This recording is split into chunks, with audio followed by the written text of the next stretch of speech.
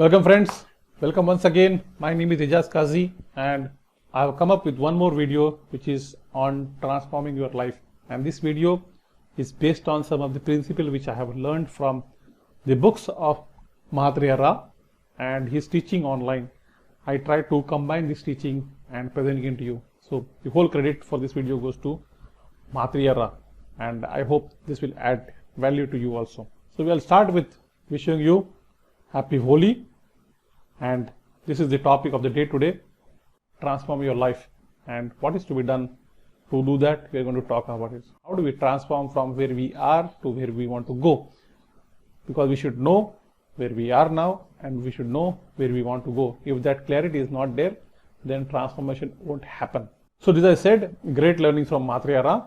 If you want to transform your life, one has to first transform thoughts in mind, because everything happens twice in the world.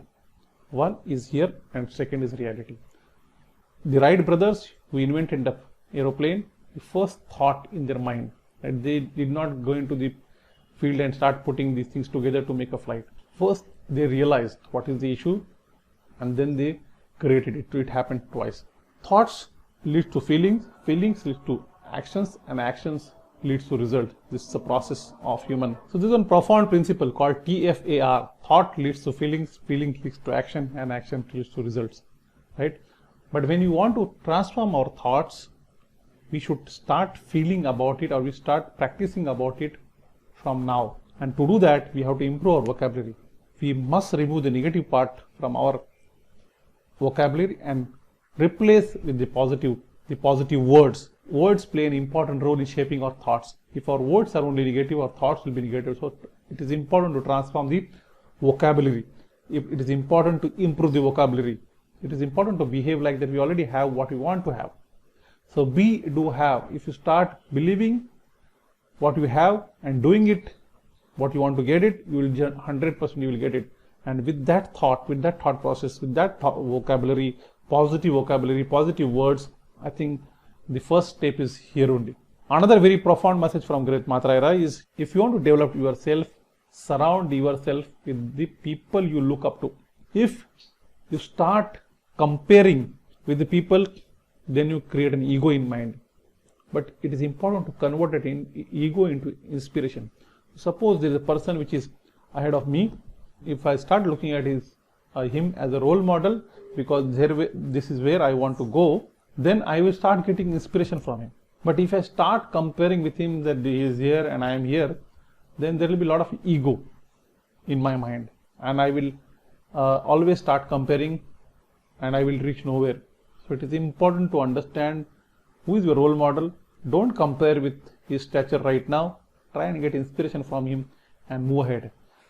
Not only a role model, even your peers or your superiors, if you start taking inspiration, the positive side from them, I think you will be able to grow faster. And this is very important message again here. How do we transform from reality to desire? So where we are now and where we want to go, there are very important principles here.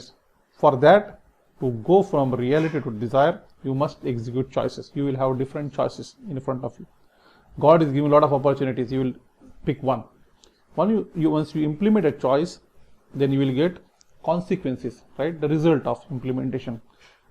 That will give you either more, the consequence scale will be more, it will be equal, it will be less, or it will be just opposite what you wanted. There are 4 possibilities of those consequences. The first thing is, once you get that, you have to accept the consequences as it is, because that cannot be changed. If you start looking at what went wrong, yes, we can take learnings out of it, but if you start putting a lot of efforts there, you will not lead anywhere. So first accept it. What is told is consequence, that is something plus non-acceptance is equal to negative emotion. Something plus acceptance is equal to positive emotion. So if you get something and you accept it, you will always have a positive emotion within you. But if you start looking at it with non-acceptance, that no, I don't accept it, you will start getting negative emotions in your mind. So this is another great profound teaching. When something happens not the way you want and we do not accept, we feel angry. So if I want to get something, and if I take an action or accept the choice and implement it, and if it doesn't happen the way I want, I get angry. right? There will be multiple examples. But if something happens not the way we want and we accept, we feel tolerant. So okay, I tried, nothing happened, and I stay calm. I accept the reality and we become tolerant. So these are the two sides of emotions.